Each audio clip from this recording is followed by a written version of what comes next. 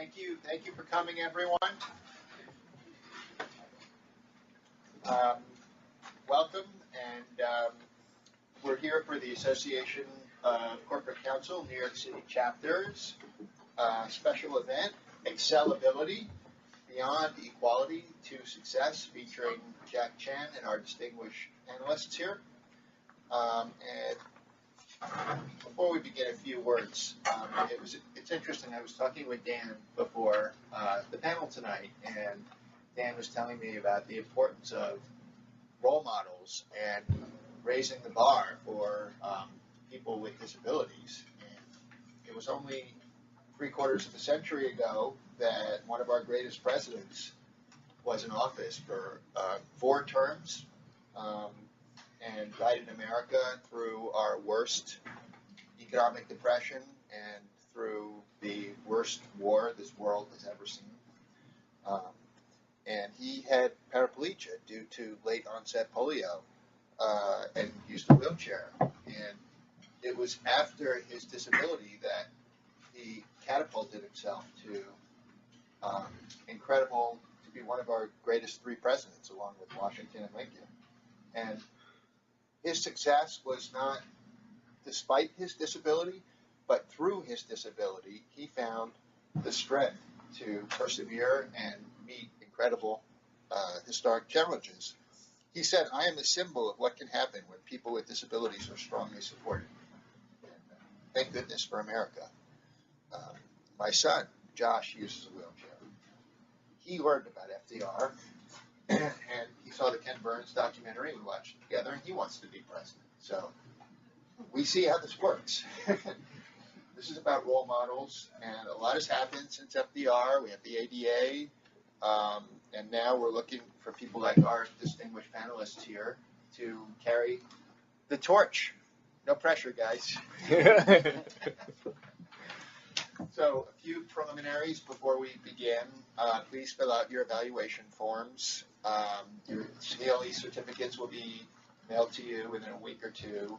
I'm going to give you a plug for 2 ACC events we have coming up next week. We have our 4-hour Ethics Marathon, 4 scintillating hours of Ethics CLE credit at Fordham University, co-sponsored by Fordham University School of Law. And we also have a Long Island practice group where we encourage any in-house lawyers in Long Island to please go to this, to join up and go to the event, what every general counsel should know. That's on April 23rd. I'd like to thank Seyfarth and Shaw, and especially Lori Ullman, the co-chair of the New York City office, and Lauren Gizinski, partner in the group, and tireless supporter of people with disabilities, for hosting this event and co-sponsoring this evening. My good friend Lauren, a partner here, has been active in our group from the start, and Meg Sanino, my co-chair of the All Abilities group, and I are really proud that Lauren was inspired by our group and founded the first All Abilities affinity group at a law firm at Seyfarth with co-chair Kevin. So again, we can see how people can be inspired by other people. Lauren chairs the Seyfarth group with our panelist Kevin Fritz, as I mentioned, and not only do they address accommodations and other disability issues in their practice in the workplace, they also perform excellent work with clients to address accessibility and public accommodations. And you have more information in your handouts. So I hope that you'll be able to stay after the formal conclusion of our event tonight for the wine and cheese that Seyfarth is kindly sponsoring and providing, and we hope that you can meet some of the panelists and stay and talk afterwards. So now to kick off the event, I would like to introduce Jack Chen, our dynamic event leader. And Jack has been very successful at Google and is now one of their product counsel. And in his spare time, he is an Ironman triathlete, a podcaster, and a board member of Lime Connect. He's been profiled and interviewed in numerous articles and webcasts, including Bloomberg Law. He's a graduate of Harvard College, UC Berkeley, Fordham University School of Law, and, oh, by the way, he's climbed Mount Kilimanjaro. That's what many of us can say. So, Jack, I'll turn it to you. Thanks so much, Jeff. Really glad that we could be here today and talk about this really important topic. It's something that I've been personally working on very closely for the last 4 or 5 years. It's the concept of disability and success. And when Jeff mentioned that there's not enough role models out there, he's right. There aren't enough people with disabilities who are incredibly successful, who we can model after and really get a feel for what success can be accomplished and achieved by people with disabilities. But today's panel isn't just about disabilities, because I think that the concept of success is broader than that. It's universal. We all want to attain success, whatever that might be, whether it's raising children, or whether that's finding a new cure for a disease, whatever it might be. You know, we all want to attain success. And one of the interesting things that I've been noticing is that people with disabilities have a really unique and awesome perspective to share when it comes to disability and success. So this panel is really for you guys out there who are either watching on video or participating here with us here in the room, to listen in, soak it in, take it in, see what kind of lessons you can learn for your own success from the very distinguished panel that's sitting here today. So what I'm going to do is give them as much time to talk as possible and share their experiences and their lessons, but I will do a quick introduction for each of them. And I know I'm not going to cover everything, so please excuse me ahead of time. Sitting to my right is Dan Berlin. Dan is the co-founder of Rodell, which is one of the most prominent vanilla extract and food companies in the world. Who among us doesn't love vanilla cookies? I know I did.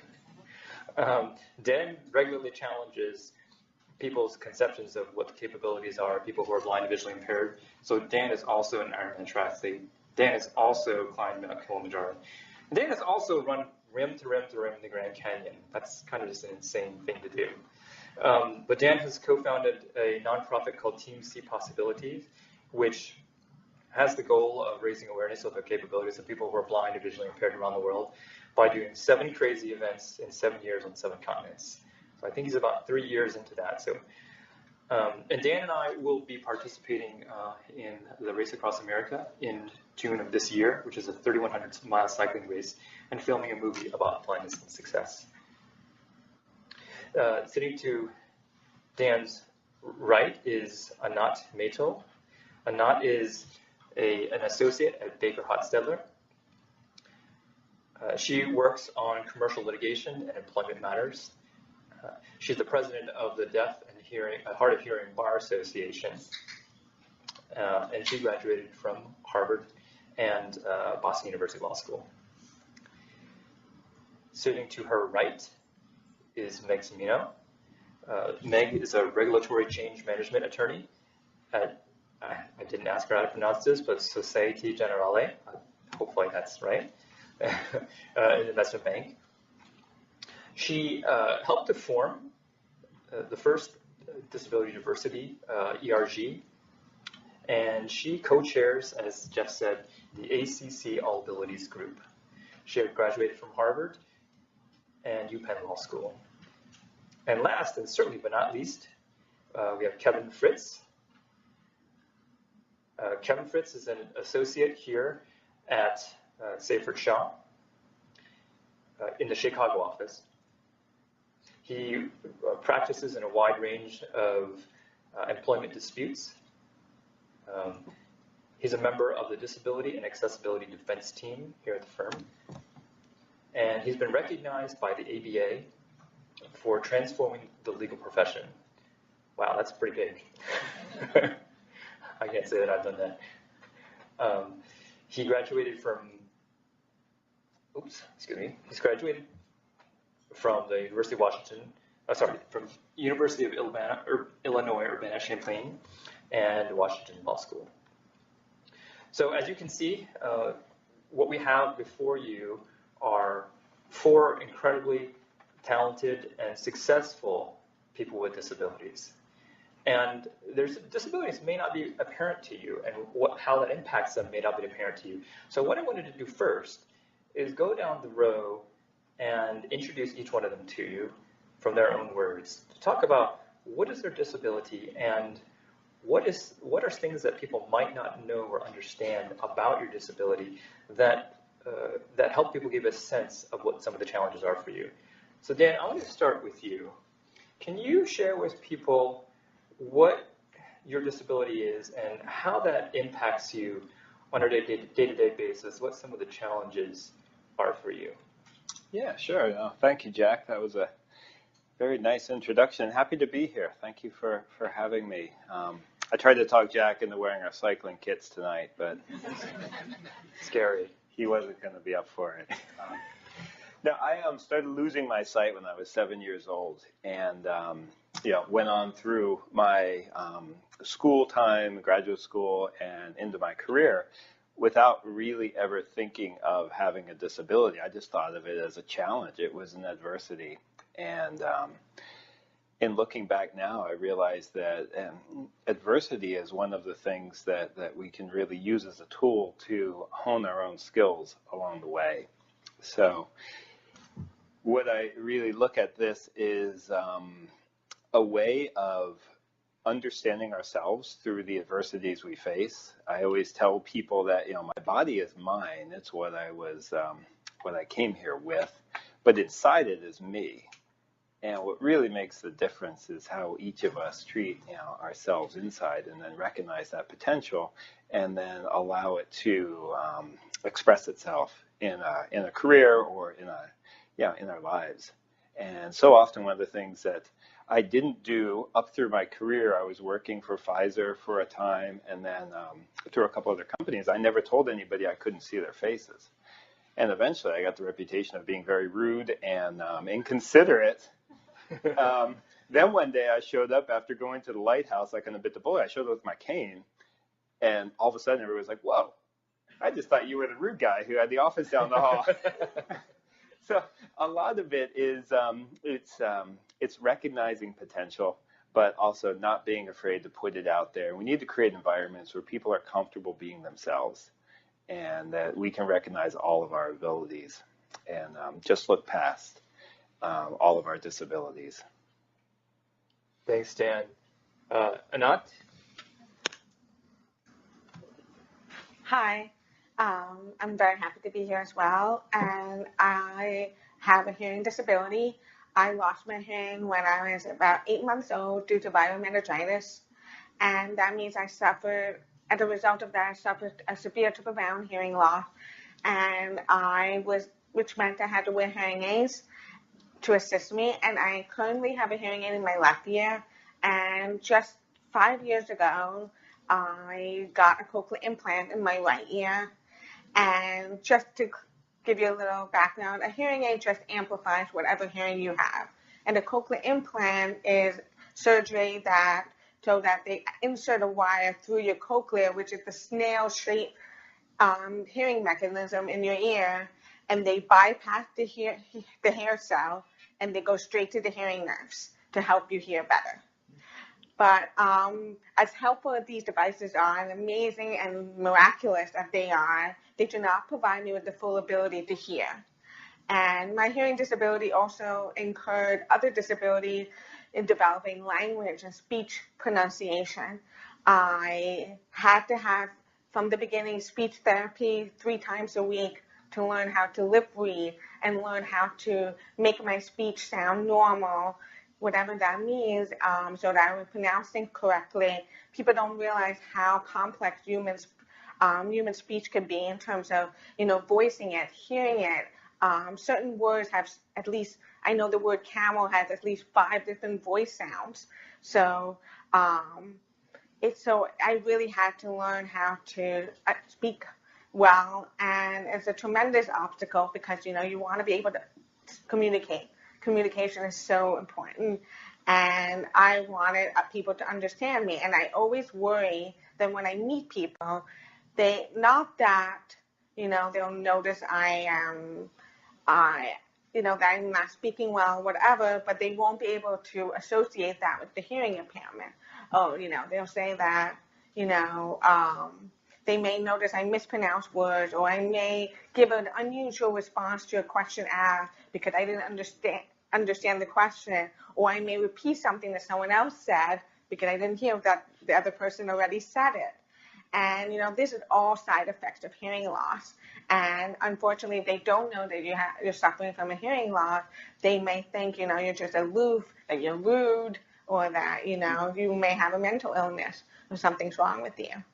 So those are the challenges we face. And, I have learned that I've had the experience that you have to be the one to educate people. People generally want, if they generally want to get to know you, and they may want to be sensitive and they don't know how to approach you, so I realized I had to take that initiative. I had to be the one to introduce myself to people and let them know who I am and disarm them and, just explain, hi, my name is Anat. I have a hearing impairment. That means that I may ask you to slow down. I may ask you to repeat yourself. I need you to face me so I can read your lips as well. And if I ask you to repeat something because I didn't hear you, I really didn't hear you. I'm not trying to be annoying. Thanks, Anat. Meg? Thanks. I sustained a traumatic brain injury when I was 18. I was a freshman at Harvard College, and at the Harvard-Yale game that year, we all rushed onto the field, and many of the students pulled the goalpost down, and I was underneath one of them. So I had a fractured skull. I stopped breathing at the time. I was in a coma for a while. I was on a respirator for quite some time. And once I woke up, I was told a few months after that I wouldn't walk or have use of my arms or any of my limbs. Fortunately, with a lot of luck and work and support, that didn't turn out to be the case. I have residual physical impact from that. I have a drop foot that can trip me. I don't have much use of my dominant hand, and a lot of other related, physical changes and differences. I think that the only challenge I've encountered at work, I made it through the rest of college and law school and numerous jobs. The only challenge has been in attitudes and misperceptions that something about the way I walk or move has something to say about my intellect or how I can do my job. And none of those things have ever had an impact or on my job, on my production or performance, or prevented me from meeting work challenges. So I think reflecting something Anat said is what has helped and has gradually being more and more upfront about it and talking to people about it, and just letting them know, why I move this way and that it doesn't, and it never has impacted work at all. And one of the side effects of having done that is people themselves often come forward and talk about some difference of their own, some challenge they faced, whether visible or not apparent. And I think changes like those are good in any workplace, and hopefully will lead to a culture in which everyone can be comfortable identifying themselves and being treated like anyone else. So, Thanks, Meg. Kevin?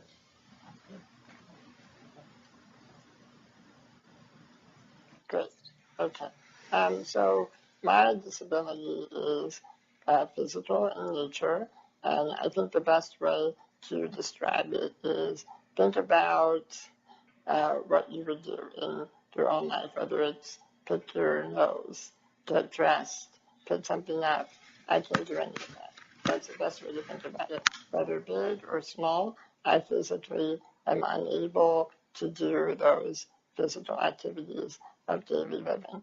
And what I think is so great is that I am a testament to show that the physical body is not needed in almost many careers. You don't need to be physically able to pick up a piece of paper to argue a motion, for example. You don't have to physically be able to carry the books to go to school. And the challenges, which I think have been echoed here, are that people just assume.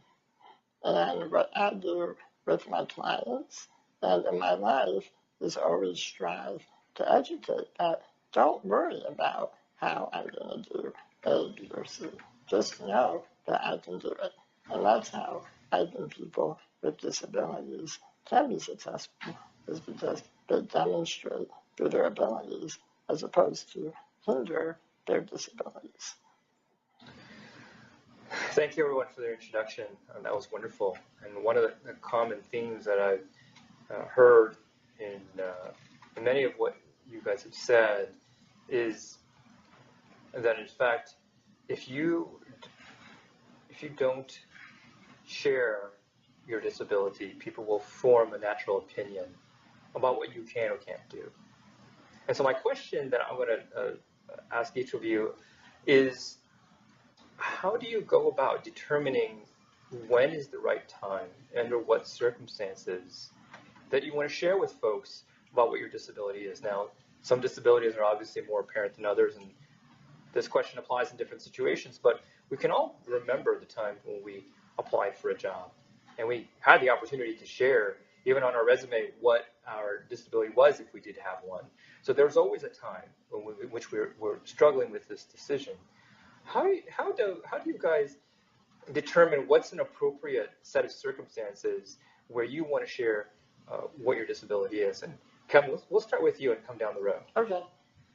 My answer may not be the popular opinion, but I do mentoring for youth that are disabled, and that's a question that they also often want to know is, should I put on my resume that I'm disabled?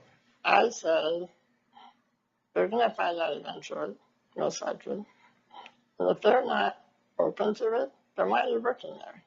So I always have been very upfront. The moment you meet me, you'll know anyway.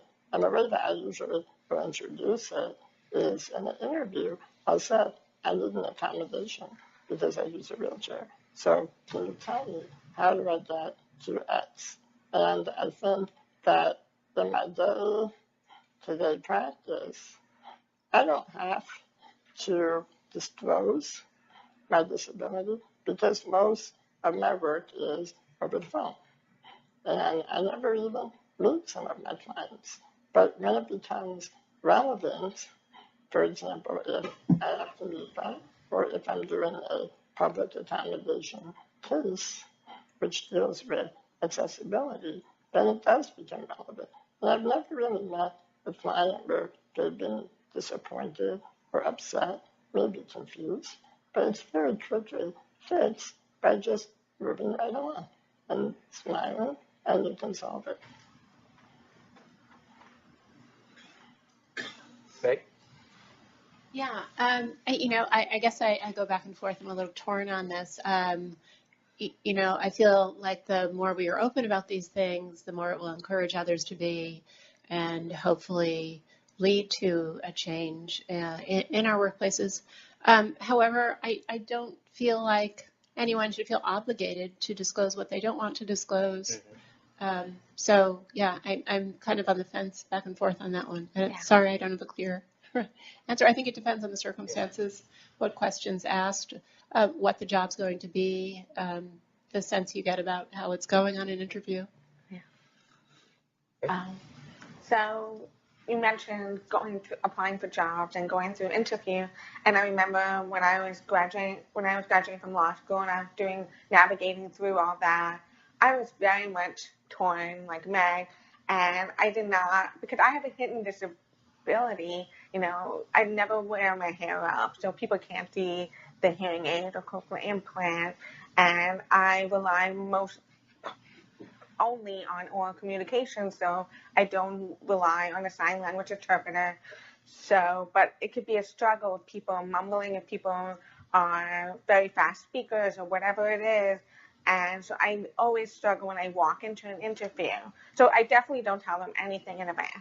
That's for sure. At least that was the case when I was applying. Now, if you look at my resume, because of my activism in the disability community, I can, and I don't want to hide from it. But when you're starting out, it is very tricky and challenging. And so when I would go into the interview, I would just say, let's see what happens. Maybe I can wing it. Maybe they won't find out. Maybe they'll just think, I live in New York City. Maybe they'll just think I have a slight accent like everyone else. So, and, but sometimes I would have to say, I just want to let you know, I have a hearing impairment. I need you to slow down. I may ask you to repeat yourself. And they usually leave it at that. I've had one experience where the potential employer was so interested in learning about my hearing impairment and wanted to learn more about my background. How did I lose my hearing? How do I navigate? And which is a nice conversation to have, but not when you're interviewing for the job, because we never actually talked about my resume and my job skill sets and what I could offer to the firm. And of course, I didn't get a call back precisely because we never discussed those things. And but in my current firm, actually, Baker, I remember that I did not mention that I have a hearing impairment, and I just went through the 4 interviews. It was great, and I thought, I don't have to worry about that. And I actually found out a year after I started at Baker from one of the partners is that after the interview, they walked out and they said to the other person, I think Anat has a hearing loss, or she, but with some hearing disability. And if that's true, that makes her resume all the more impressive, and we have to hire her. And that was just so eye-opening to me because, I went through so many interviews through the recruiting process, whatever I did, and you're so stressed out about it. And I didn't even consider the possibility that a potential employer may actually consider that a positive. Thanks. A constant struggle. That's great. Yeah, so I agree a lot with what we've heard here, very much with what Meg said. Situationally dependent, I think, very much so, and it's individually dependent too. For me, I'm in a lot of different interactions, in situations where I almost always bring my cane first, because I have found over time that it relieves the tension. I would much rather be the one in control of the situation, explaining to someone that I can't see your face. Or if you say hi to me, I may not know who you are until I recognize your voice. So to get over that up front, I'll often use my cane even if I'm in my own office where I won't typically use it during the day. That said, I don't often start out a meeting, especially with a new client or with a new potential customer. I don't start out with that. I typically don't lead with being blind. I'll lead with something else, and then find a way within the first 5 minutes to say, oh, and by the way, if I'm not making eye contact with you, and I found personally for me, humor works very well, and that's just my own personal style, that I'm able to kind of break the ice about it that way and then move forward. But I also work a lot in countries like Uganda, Madagascar, Indonesia, where disability has a whole different connotation than what it does in the U.S. oftentimes, and it's often, it was hard for me at first to be very upfront about it because I know it had a significant negative stigma in a lot of these places and with the people I was dealing with. But then as I had more experience over the past decade in doing this, I've turned it around and I just lead right up front. So I'm the blind guy wandering around Madagascar now when I'm over there. And it's done a lot of good because one thing I've realized in the developing world, there is so much disability that it's not a foreign situation there. And for me, coming in the position I am when I'm usually in these interactions in these countries, I think I can do a lot of positive good. So basically, I've gotten past a lot of the internal anxiety and pain and just put it out there to people. And I think if each one of us, asks ourselves, what would you prefer if you met someone that was, highly accomplished, and what type of interaction would you like to have, and how would you like to know up front? I think most of us would like to know up front what who they're talking with, especially if there's something that is pretty significant in the way the perception and the conversation is going to go. So that's my short answer. No, thank you, Dan. And you bring up a really good and interesting point, which I want to pivot on, which is you found a way, it seems, to take your disability and when you put it out there, change the conversation in some sense, make it an advantage for you. Which of you has seen that play itself out? Which of you has seen, or do you feel like your disability is an advantage to you? And maybe paint us a picture of a situation where that actually took place. Dan, do you want to go ahead and start, since you already kind of did? Yeah, I think I had a great example of that where it turned out to be a significant, positive, where we probably take it as a negative when we walk into a meeting like that. For me, it's funny because, so I run a flavor company. And it's amazing how many people think that I taste better than everybody else because I can't see what I'm tasting. And I mean, it's kind of funny, but it's also really true. One of the things I do, or have learned to do, is depend a lot more on my other senses. They're no better than they were before, or really no better than the average. I just rely on them a lot more. So what that has done is it has made me a much better listener. When people are having a conversation, I listen to what's being said because I'm not looking out the window. I'm not getting distracted visually on anything else. So there are advantages like that I think really come across, that we can turn some of our weaknesses, kind of ignore them, but really focus in more on our strengths. Yeah, I love that when you say focus on your strengths, focus on the things other things that you have at your disposal. Absolutely. Anyone else? Kevin, Meg? Sure. For me, being extremely organized is so important, both in my work life and my own life, my personal life, because, again, I can't do physical things. So if I have a partner calling me frantically saying, "What did we tell this person last Tuesday?" I can't look through my desk or my notes, but I can tell you exactly where the email was that I sent about it because I organize every single interaction in some fashion.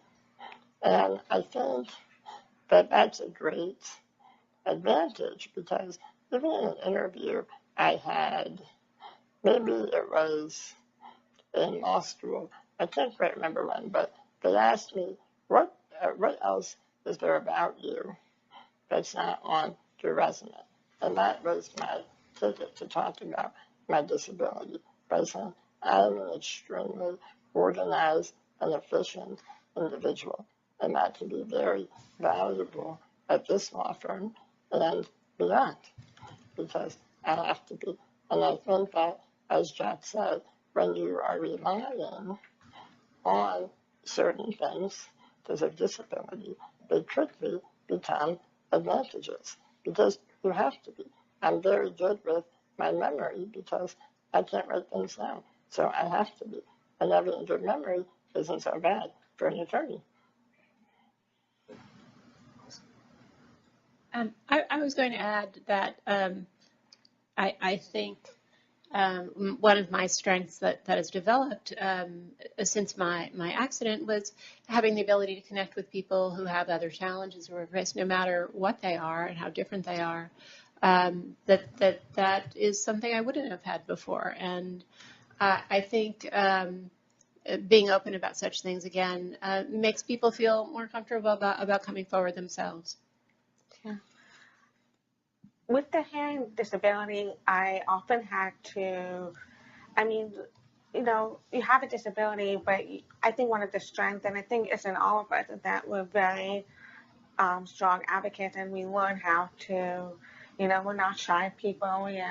I never had the opportunity to be shy, and so I had to develop the skill set to just I had to come to school early and I had to approach my teachers, my professors, and explain to them, I have an FM microphone system. I need you to wear it for every class. I need a front row seat. For certain things, I might need a note taker, whatever it was. And sometimes I was surprised. I actually ran into some obstacles. I've actually had teachers who did not want to wear the microphone, which was shocking. And this was actually, I went to Bronx High School of Science, and my AP biology teacher did not want to wear it. And so of all the teachers I met on my first day of school, I did not think I was going to have problems with that one. And, I am 14 years old, 13 years old at that time. I left the classroom quietly. I knew exactly where to go. I went down. I met with the guidance. I found where the guidance counselor was. On my first day, I met the guidance counselor. I met the vice principal. I met the principal. And I, usually you would think in a situation like that, you would call someone, your parents or something. No. And, you really have to learn how to be self-reliant and to not accept no for an answer, and to learn how to argue really well, which is probably very fitting for the profession I'm in. So.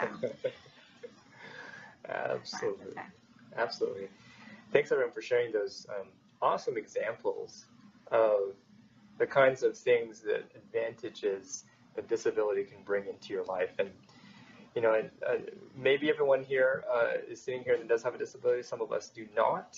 But the folks who do not, this can apply to any challenge in your life, that it can bring out the things, can help stretch you to develop skills and abilities that you didn't think you had that can be incredibly advantageous for you. I want to take the conversation to a little bit of different angle and talk about some of the lessons that we've learned. So the question to you guys is, think about the younger you, and having gone through life now for a number of years and been in the working world and achieved success, what advice and lessons have you learned that you would share with your younger self to help your younger self be prepared for the challenges that he or she would be going through? Meg, do you want to start with that one? Sure. I think you and this is for, I think, everybody, aging and growing older, and you get to a point where you realize, wow, some of those things I worried about, they did not matter at all. And I think that's pretty universal. I don't think there are many people who get through, many years and don't have some kind of disappointment challenge that teaches them that lesson. And so I definitely think that's one. And I think I've seen it, having acquired a disability at an age, in college, it was a very difficult environment to return to, because I think people at that age really have a hard time recognizing vulnerabilities and wanting to realize that they're, vulnerable as well, that things can happen to anybody.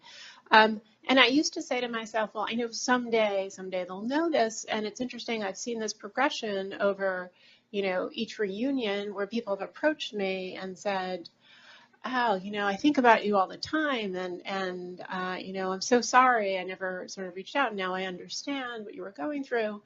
And up to a certain point, it's satisfying. Now it's gotten to the point where I feel like, well, I'm not here to make you feel better about this at this point. But it's been very interesting to see that progression. So I think that's kind of a universal thing, but that was perhaps accelerated because of what happened to me. I wish, and I think everyone shares this, that if you had a chance to talk to your younger self, the first thing you would say, give yourself a break. And, because I think, of all the obstacles that we face and when we're interacting with other people in terms of figuring out, how do I navigate, with this disability in this environment? At the end of the day, I think that we're our own worst critic, and we have our own insecurities that we sometimes, fall victim to. And, we just sometimes have days where, this sucks. I don't want to deal with this. And there are some great days and not so great days. And especially when you're younger and you're dealing with kids who could be awful. And so I would definitely, and I've learned growing up that, and we touched on this earlier, I used to not tell people that I wore hearing aids. I would just play the game of, let's see how long I can go or how long it'll take for someone to ask me, if I have a hearing aid or if I have a hearing loss or something.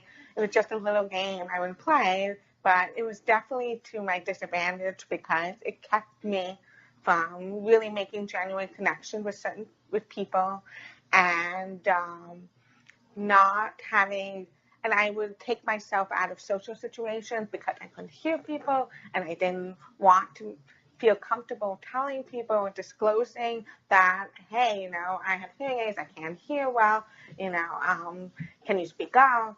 And it's just some group environments where people don't want to repeat themselves or they don't want to move from the loud room or whatever it is. So I really wish I gave myself a break and not beat myself up in certain situations. And, but yeah. Mm-hmm. And I, kids today especially are much more fortunate to have the tools and resources that we didn't have growing up, in terms of the internet, in terms of social media, and where you have mediums where you can really find mentors and to connect with people that are just like you. Mm-hmm. So that's something I wish I could have told myself when I was younger, to make more of an effort to find those outside the internet.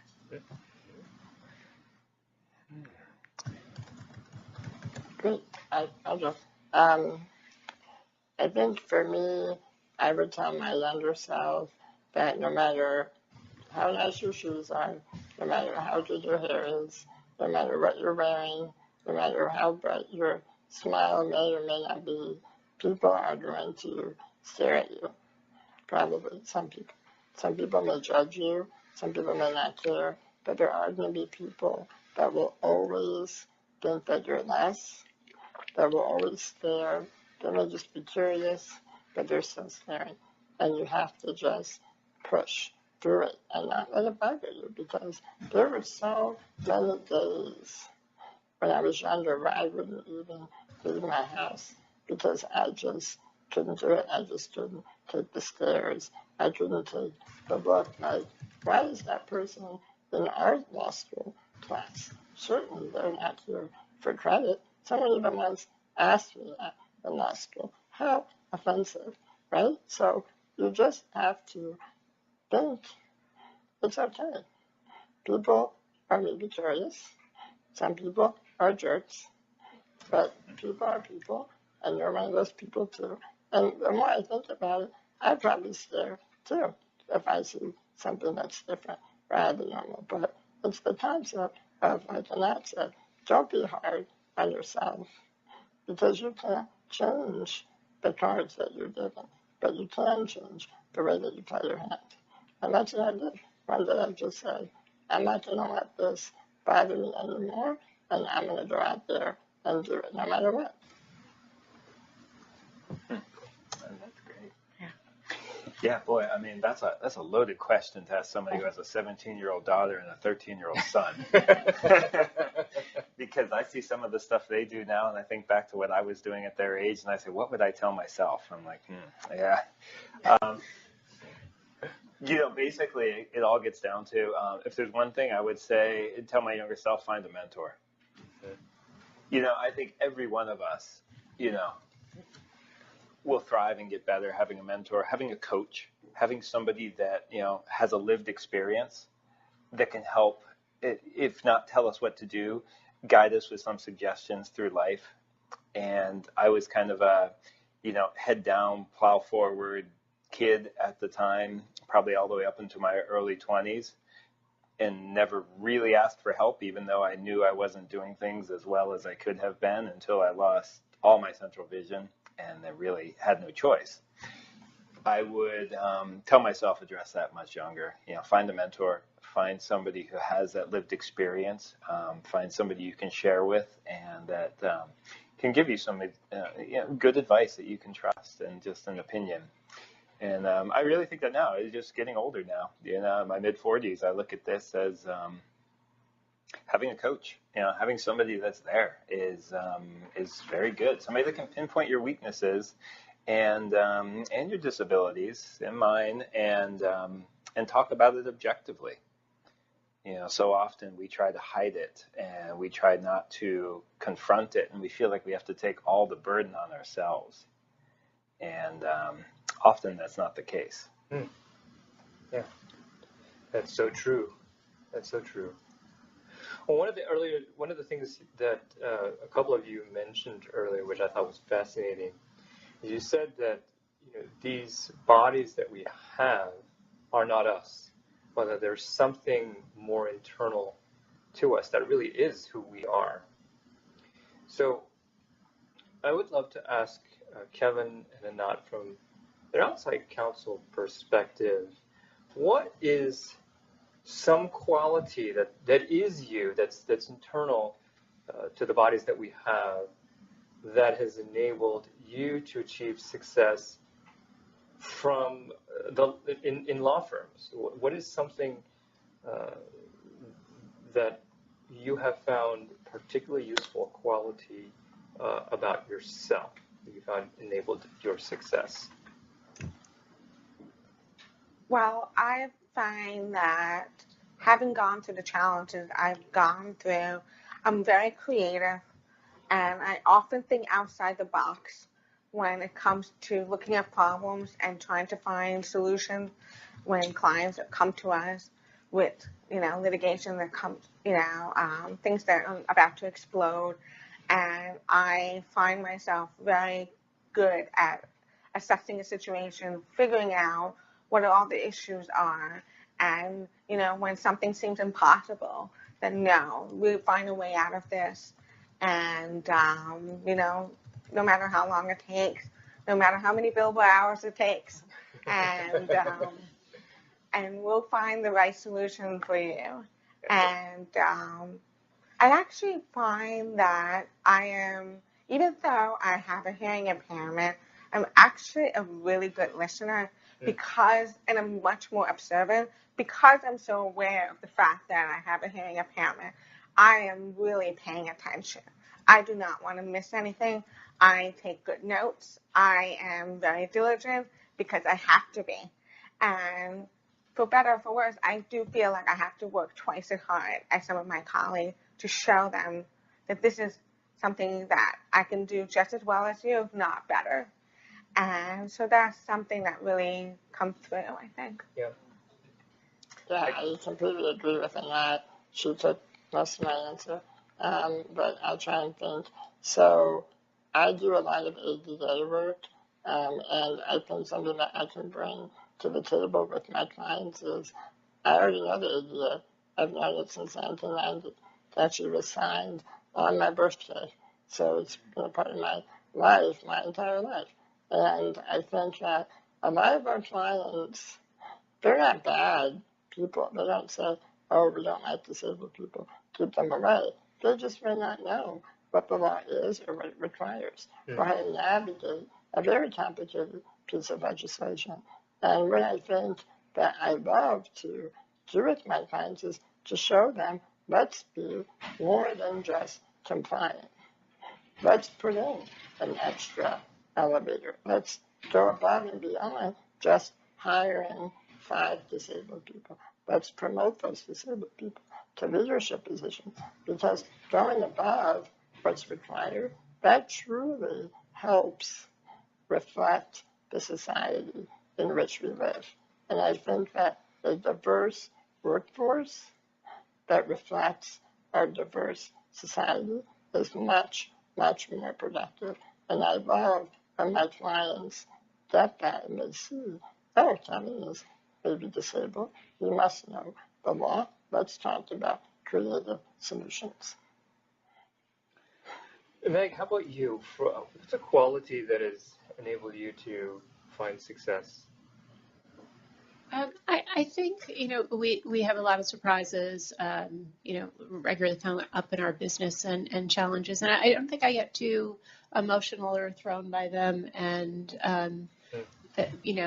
approaches everything as something that can be solved because I don't think it's the end of the world or a disaster. So Higher tolerance for challenging situations, absolutely.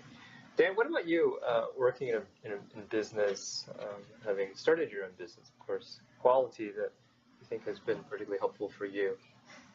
Well, I just got to say, as one of those clients that usually is on the other end of the phone that says this is about to explode, I really appreciate your answers here because that's it. I mean, one of the things though that I appreciated, maybe underappreciated, coming in here too, is the fact that just thinking about it now, I do look for folks I interact with who aren't going to be overwhelmed or really taken aback too much by something that's a challenging situation that presents itself.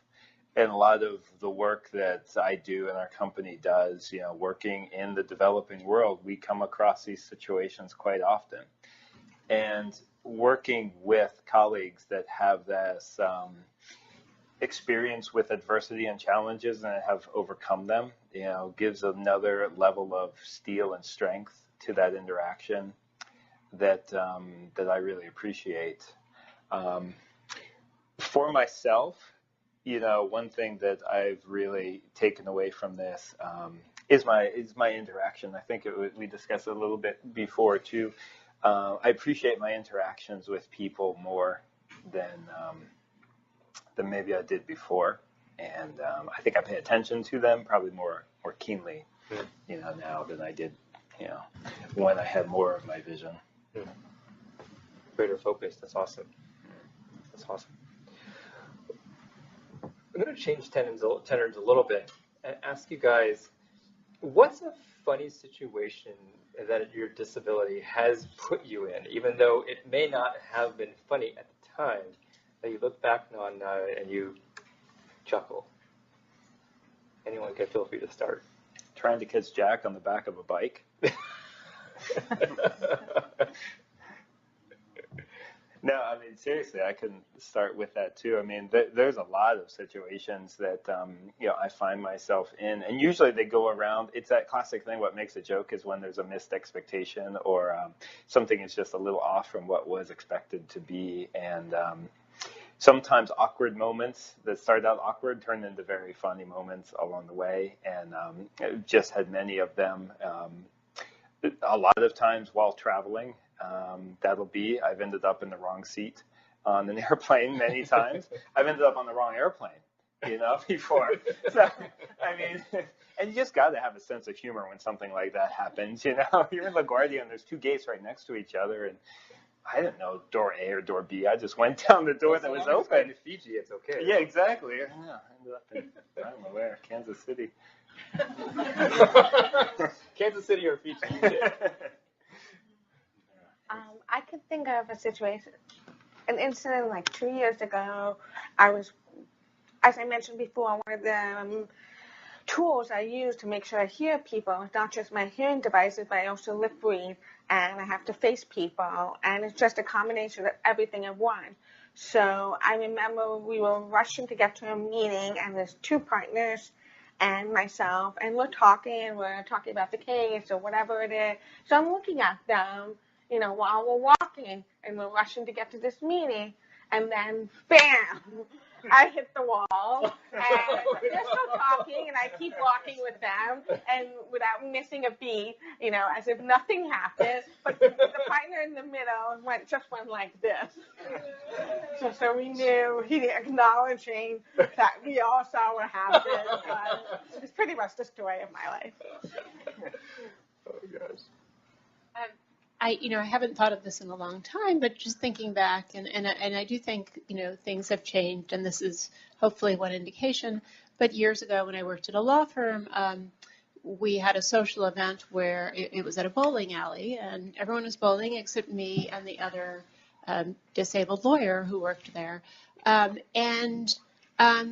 we never talked about it. We were not at all open. Nobody, ever addressed it, and we didn't speak about how our disabilities impacted us. And so I don't know if that was why they thought it was okay. We were the only two not bowling for the reason that we really aren't capable of bowling. And they asked us to go out and pick up all the pizzas for everyone. And just, I was like, just because nobody, and neither of us said we're the worst choice here to go pick up the pizzas. Went and did it. It took us forever. Carried the pizzas down the side and brought them back. But I do think about it now because I think, well, if perhaps if we had, been more open about it, we could have asked for an accommodation to help get the pizzas or something.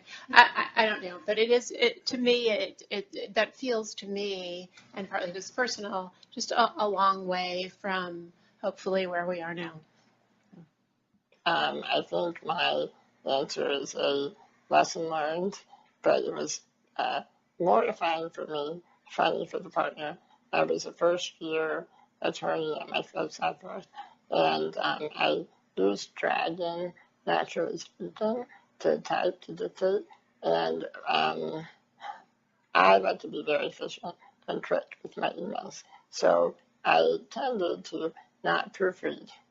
And one of the emails, I ended it with something like, I'll call you later. And what I wrote was, I love you, baby. I sent it to the senior partner. I was working at the firm for like 3 months. I remember I turned white. I like my heart. I was having a heart attack. I didn't know if I should call him, not do anything, go to the office, write another email. I just had all these thoughts. I quickly turned my chair on, got to his office. I was like, I am so sorry. I went through that. I am disabled, as you know. I just tried and blah, blah, blah. And he's like, it's okay. I love you too.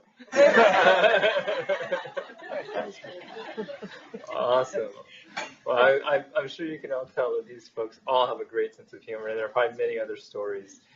I did want to just leave a little bit of time before we do our breakout activity to see if folks had any questions, because I could talk about this topic all day, and there's many other questions I could bring out some more interesting things. But I'd love to see what you guys are interested in hearing about, asking these folks. And we'll take about 5 minutes to do that. So please don't hesitate to stand up and yell, or if you need a microphone, let us know. What about lawyers? Say it again. Any advice to the lawyers here? Any advice to the Any lawyer? comments? The other side will always use anything that they can to get you anything, whether you're plaintiff or defendant. I truly believe that, and you have to just know that going in.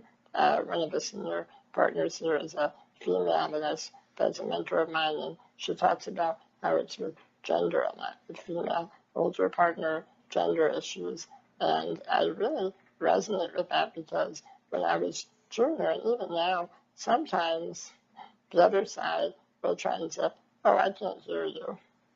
I don't know what you're saying. And, I've learned with various tools, always follow up with an email. I bring a paralegal everywhere I go, just in case. But I think that you have to be prepared as a lawyer that the other side may use more than just legal arguments to attack your case. It's not right, but it's true.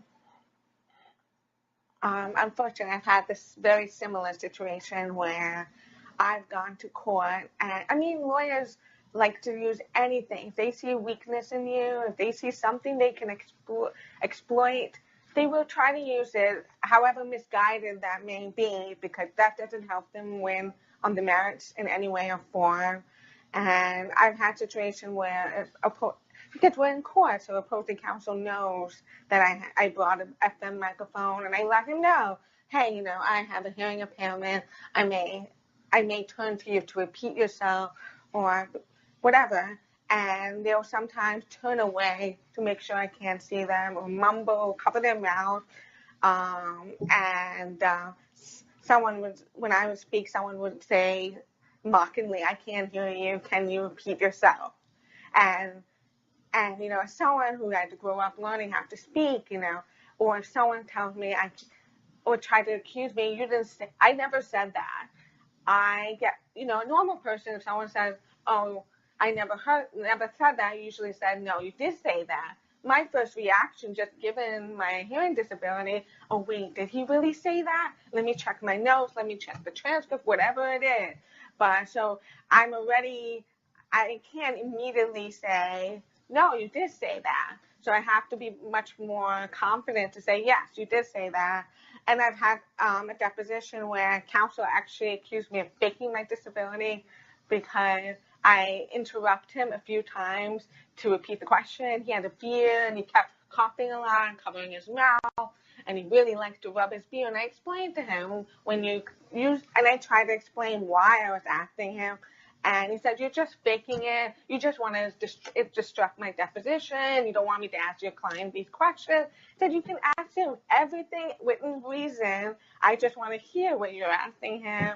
And I won't belabor it, but basically we exchanged not many pleasant words, and it ultimately ended with me taking out my hearing aid and asking him, if you think that I'm faking this, then it's a brilliant strategy, very expensive strategy, but brilliant.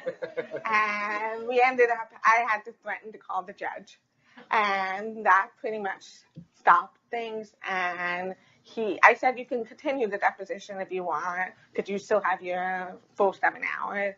And he got it. But that's some of the situations where, you just have to push back. I'm prepared for those situations, and those experiences have made me even ready and, arms up, unfortunately, but there are tools available. You may say I'm using a tablet, which is real-time captioning, which is basically there are two lovely people to my right who are typing as I speak and are providing live transcription, and that appears on the smartphone or whatever devices. And I use that in federal court. It's provided for free, and not a state court because they don't have any funding. And or for deposition, they have a program called LiveNote, which is the same idea. And one thing I've noticed, I didn't even know about CUT until that was available in court, until I went to one of my first court hearings at the first year, and it was the trial that was wrapping up, and I saw an attorney in the front with the computer laptop, and I said, "Ooh, is that attorney? Maybe he has a hearing disability. Maybe I can talk to him." And I waited until they were wrapping up, and I talked to him. I approached him, and he said, "Oh no, I don't have any hearing disability. It's just an option available for you in federal court." And we wanted it because we thought it would actually benefit us during the course of the trial to be able to go back, to review the transcript, and maybe we'll find something that we want to bring up on redirect, whatever it is. So that made me think how there are a lot of tools that are in place for us that people without disability actually want to take advantage of. So those are things that those are my comments. One more question. We have to leave time for activity, but any other question out there for our panelists? Quickly, Yep. Both the corporate and law firm perspective, in the last 5 to 10 years, where have you seen great strides made, and where have kind of some areas that have been lagging and greater strides should have been made in those areas? The biggest has been, law firms have gone from just having a diversity committee, but having a diversity and inclusion committee, and actually meaning inclusion to mean disability. You'd be surprised how a lot of entities will have diversity and inclusion, but it doesn't include disabilities, and they often leave out disability. And this is still the practice where a lot of law firms put out brochures showing how great they are in diversity, and showing that, we're doing this and that in terms of addressing gender and racial equality, and they'll have nothing in the brochure about how they're actually working to hire or, hire, retain, or train people with disabilities, or that if they're not even doing pro bono work in that community. And to the law firm's credit, is not entirely their fault, because they're looking to their clients. They're looking at the companies that they work with and they're looking to see what they care about. And the companies there have in the past only cared about putting out brochures or material on the website or whatever showing that, hey, we care about diversity. We care about, maximizing our number of women of all these different racial, ethical backgrounds, whatever it is. And only recently, and Jack can speak to the efforts at Google, because more people are coming into the workforce in big numbers with disability and going into these companies, and these companies are developing similar groups like we have that put together this event today, where they have internal employee resource groups, which is the equivalent of a diversity and inclusion committee in law firm, and they are making it clear, increasingly clear to vendors, to partners, to outside counsel, that we care about this. We care about hiring people with disability. And only then will we see more law firms saying, we have to do this too. And so I know my law firm has been very good about it. It helps when you do have people in the firm that are disabled and, pushing change within. And because they are the best people that can tell you what works, what doesn't work, what needs to be done. And so things are definitely more positive. I could tell you the Bar Association are doing a lot more. There are diversity and inclusion committees there. I'm very actively involved with the ABA Business Law section, and I'm the co-chair of the Lawyers with Disabilities Involvement. These are things I did not see, at least not widely publicized or available. I know when I started out, and Jack mentioned in my introduction, I didn't feel there was any entity or group that really represented, people with disabilities, and especially my disability. So I said, the whole idea, if you built it, they'll come. So I said, okay, I'm going to help create my own bar association and make the resources available somehow.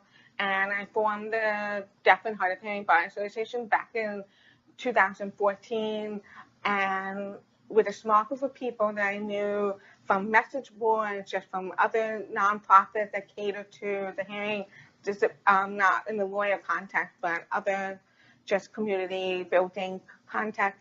And we have over 200 members today, which is great.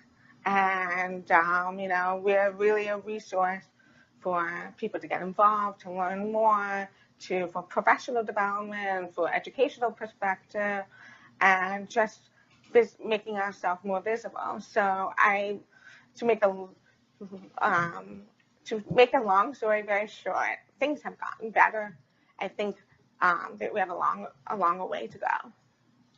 Thanks on that, and we'll be available for further questions and comments afterwards. But I wanted to turn us to an activity that, as I said at the beginning, this is really an opportunity for all of you in the room to engage and participate with all of the great lessons and advice that folks have shared. So what I'm going to do, at your tables, we're going to ask folks to sit and talk about what way could I implement something that I've heard today that has struck me. And famous quote says, the best way to get to the end of your journey is to take the first step. And so when I'm talking about implementation, I'm talking about what's one thing that you could do tomorrow that would help you to implement any of the lessons that you've heard today. And because I imagine not everyone is a compulsive note taker like me, I'll read them for you. The lessons that I've heard all of the panelists up here talk about, I'll read them slowly. And just think about which one it is that you want to implement tomorrow. And then in groups, you can figure out what is one thing I could do, something that you want to implement, and what is one thing I could do tomorrow. So here they are. Disability can make you more impressive. Your disability is an advantage. You rely on your other senses, your other faculties more. It makes you extremely organized. Gives you the ability to connect with others who have challenges. Develop skills not to be shy. self-reliant. Don't sweat certain things. Give yourself a break. Recognize your vulnerabilities. Make an effort to get to know those in a similar situation as you. Push through folks' lower expectations of you, i.e. stairs. Find a mentor. Being creative, thinking outside that proverbial box. Being calm around volatile situations. Paying more attention to what's going on around you. So here's what I'd like us to do. We're going to join some of the groups, and we'd just love us to take, maybe 10 minutes for each of us to think, what is something I could do tomorrow? And just to share that with your groups. And at the end, we're just going to come back and have folks give 1 or 2 examples of something that you've thought about that you want to do tomorrow. Let's take 10 minutes to do that. And you're already in groups, so easy transition.